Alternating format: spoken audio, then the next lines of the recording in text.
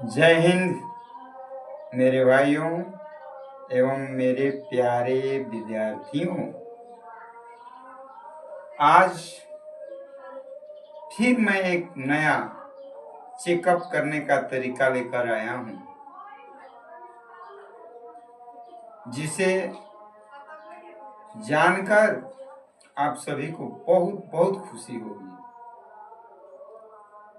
सारा चैप्टर का निचोड़ एक ही चेकअप सूत्र में लेकर आया हूं। तो देखिए इस चेकअप सूत्र का कमाल क्या करता है। तो मैं उस चेकअप सूत्र की तरफ बढ़ता हूं और बोर्ड पर उस बात है जिसको बताने का प्रयास करता हूं। एनसीईआरटी मैथ का बुक क्लास 10th अध्याय 3। फिर से एनसीईआरटी मैथ का बुक क्लास 10th चैप्टर 3। इस चैप्टर में दो चर वाले रैखिक समीकरण युग्म पढ़ना है, जिसका व्यापक रूप a1x plus b1y plus c1 बराबर 0, a2x plus b2y plus c2 बराबर 0 होता है।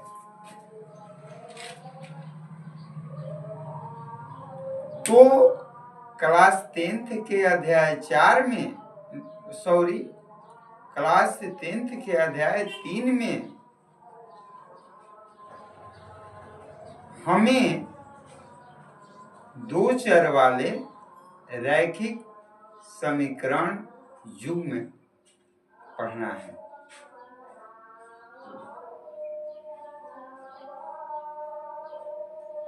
जिसका सबसे पहले हमको व्यापक रूप समझना बहुत ही जरूरी होता है। तो हम जानते हैं कि जब दो चर वाले दो समीकरणों को एक साथ मिला दिया जाता है तो उसे दो चर वाले रैखिक समीकरण का एक युग्म कहा जाता है।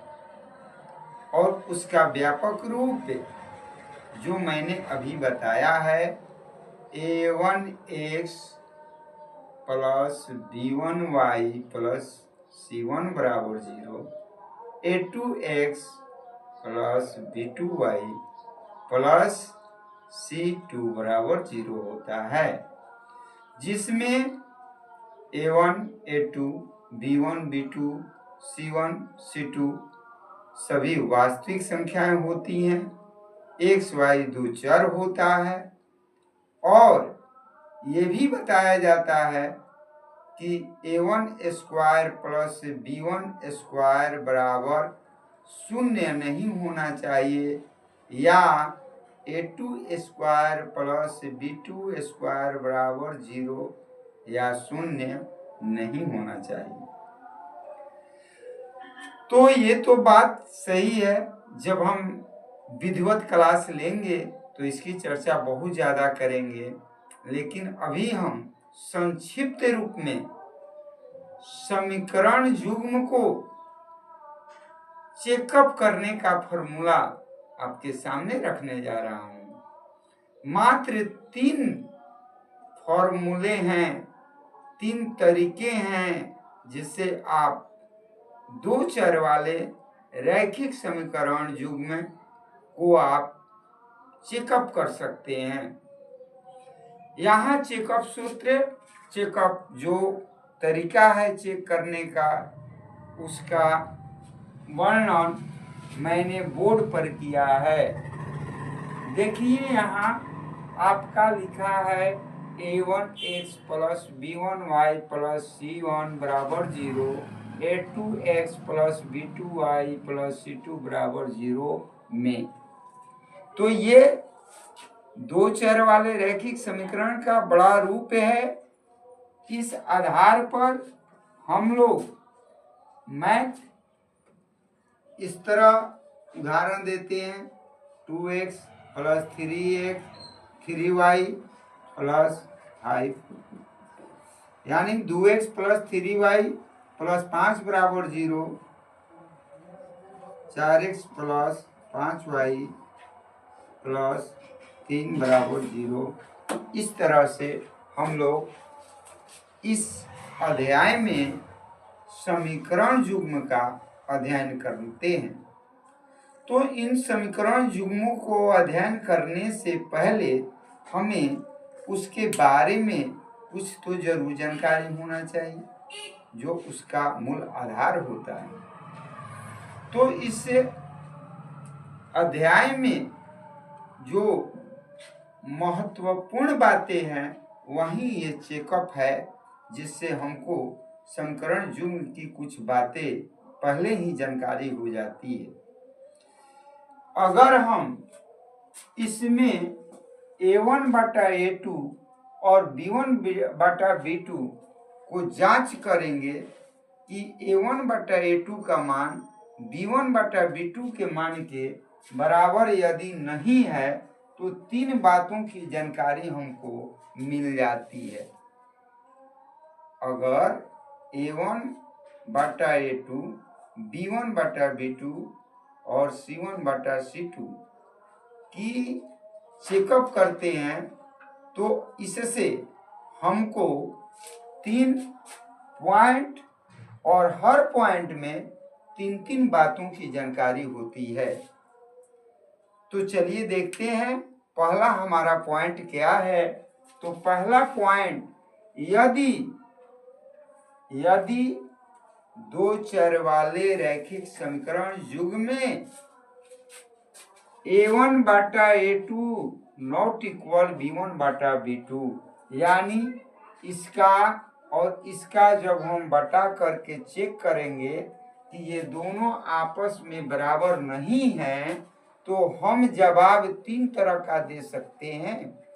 समीकरण युग्म को हम संगत कहेंगे। यदि a1 बटा a2 b1 बटा b2 के बराबर नहीं होगा तो समीकरण युग्म का नाम हम संगत रखेंगे, यानी दो चर वाला रैखिक समीकरण युग्म हमारा संगत होगा। दूसरा, हल की बात करेंगे तो बताएंगे कि समीकरण युग्म का जो हल होता है वो अद्वितीय हल होता है, अर्थात केवल एक हल होता है। और तीसरा, जब हम ग्राफ में जाते हैं तो दो रेखा जो बनती है उस रेखा को हम बताएंगे कि रेखा प्रतिच्छेदी होंगी। तो इस तरह से a1 बटा a2 नॉट इक्वल b1 बटा b2 रहने पर समीकरण युग्म का नाम संगत होता है। समीकरण युग्म का हल अद्वितीय हल या केवल एक हल होता है और ग्राफ में रेखाएं प्रतिच्छेदी बनती हैं, जो कि इस तरह का फोटो बनाया गया है।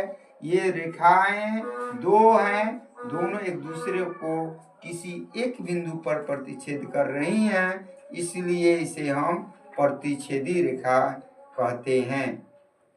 दूसरा पॉइंट मेरा है a1 बटा a2 बराबर b1 बटा b2 बराबर नहीं c1 बटा c2। यदि दो चर वाले रैखिक समीकरण युग्म में a1 बटा a2 का मान b1 बटा b2 के मान के बराबर हो जाए किंतु c1 बटा c2 के बराबर न हो, तो यहाँ हम समीकरण युग्म का नाम असंगत लेते हैं, यानी हमारा समीकरण युग्म जो होगा वह असंगत होगा। हल की बात करेंगे तो उस समीकरण युग्म का कोई हल नहीं होगा, यानी कोई हल नहीं। और तीसरा, जब ग्राफ में हम जाते हैं तो ग्राफ में जो रेखा दो बनती है वह समांतर रेखा बनती है, जो कि इस तरह की रेखाएं होती हैं और इनके बीच की दूरी हमेशा समान होती हैं। यानी आप पढ़े होंगे कि दो समांतर रेखाओं के बीच की दूरी हमेशा समान होती है, ये कभी भी घट बढ़ नहीं सकती है। तो दूसरा पॉइंट याद रखिए कि किसी भी दो चर वाले रैखिक समीकरण युग्म में यदि a1/a2 बराबर b1/b2 नॉट इक्वल यानी बराबर नहीं c1/c2 हो तो समीकरण युग्म असंगत होता है, समीकरण युग्म का कोई हल नहीं होता है और ग्राफ में रेखाएं जो होती हैं वह समांतर होती हैं। अब हम तीसरा पॉइंट पर आते हैं। तीसरा पॉइंट है a1/a2 बराबर b1/b2 बराबर c1/c2। यानी a1/a2 b1/b2 और c1/c2 तीनों का मान आपका बराबर आ जाता है, तो वहां पर हम समीकरण युग्म का नाम आश्रित संगत रखते हैं। कहने का मतलब है कि a1/a2 का मान, b1/b2 का मान, c1/c2 का मान यदि तीनों आपका बराबर आए तो आप दो चर वाले रैखिक समीकरण युग्म को संगत बोलिएगा, मगर आश्रित संगत बोलना होगा। और यदि a1/a2 बराबर b1/b2 बराबर c1/c2 हो तो तीनों जब बराबर हो जाएं तो उसके हल के बारे में हम अपरिमित रूप से अनेक हल कहते हैं। ग्राफ में समपाती रेखाएं बनती है, यानी दोनों रेखाएं एक ही पर होती हैं। कहने का मतलब है कि ये रेखा पहले से एक बना हुआ है और दूसरी इसी के ऊपर एक और रेखा जाएगी, तो एक ही रेखा के ऊपर जब दूसरी रेखा गुजरती है तो दोनों रेखाएं समपाती कहलाती हैं। यानी ये भी दो रेखा इसमें है, इस पर भी दो रेखा हैं और इस पर भी दो रेखा हैं। तो यहाँ जो है समांतर रेखा का आपको बताया गया है। समांतर रेखाएं आपके कॉपी में इस तरह की हो सकती हैं, जिनके बीच की दूरी आप नापिएगा तो हमेशा समान होगा। और ये प्रतिच्छेदी रेखाएं हैं। तो तीन तरह के ग्राफ बनते हैं इसके। फिर से मैं पुनः आप सभी को समझा देना चाहता हूं कि दो चर वाले रैखिक समीकरण युग्म का व्यापक रूप a1x plus b1y plus c1 बराबर 0 और a2x plus b2y plus c2 बराबर 0 होता है। यदि इस समीकरण युग्म में a1/a2 नॉट इक्वल b1/b2 हो तो समीकरण युग्म संगत होता है, समीकरण युग्म का एक अद्वितीय हल होता है या केवल एक हल होता है और ग्राफ में रेखाएं प्रतिच्छेदी बनती हैं। दो रेखाएं एक दूसरे को एक बिंदु पर प्रतिच्छेद करती हैं। और यदि a1/a2 बराबर b1/b2 बराबर नहीं c1/c2 हो तो समीकरण युग्म असंगत होता है, समीकरण युग्म का कोई हल नहीं होता है और समीकरण युग्म ग्राफ में समांतर रेखाएं बनाती हैं। यदि a1/a2 बराबर b1/b2 बराबर c1/c2 हो तो समीकरण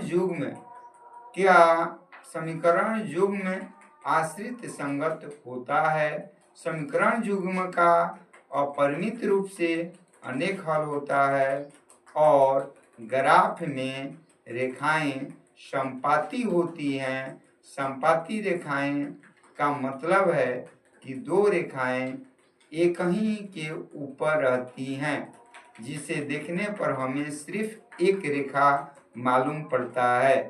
तो इस तरह से हम किसी भी दो चर वाले रैखिक समीकरण युग्म को चेकअप कर सकते हैं। चेकअप करने का मात्र 3 तरीका है। एक है a1/a2 नॉट इक्वल b1/b2, दूसरा है a1/a2 equal b1/b2 not equal c1/c2, और तीसरा है a1/a2 equal b1/b2 equal c1/c2।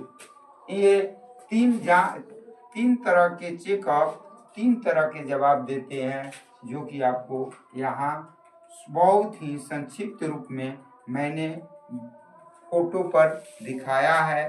Board पर आप देख रहे हैं कि ये बहुत ही संक्षिप्त रूप में मैंने इसको सजाया है, जो कि पूरा अध्याय 3 का निचोड़ है। अगर आप अध्याय 3 पढ़ना चाहते हैं तो सबसे पहले इस निचोड़ को आप समझ जाइए। यदि आप इतनी सी बातें समझ जाते हैं तो मैथ आपके कब्जे में हो जाता है और मैथ के बारे में आपको बहुत सी बातें जानकारी हो जाती है। चलिए, मैं इतनी सी बातें कहकर आज समाप्त करता हूँ। यदि मेरा वीडियो आप सभी को अच्छी लगी हो तो प्लीज़ शेयर कीजिए, सब्सक्राइब कीजिए, प्लीज़ लाइक कीजिए और बेल की घंटी को दबा दीजिए। Thank you.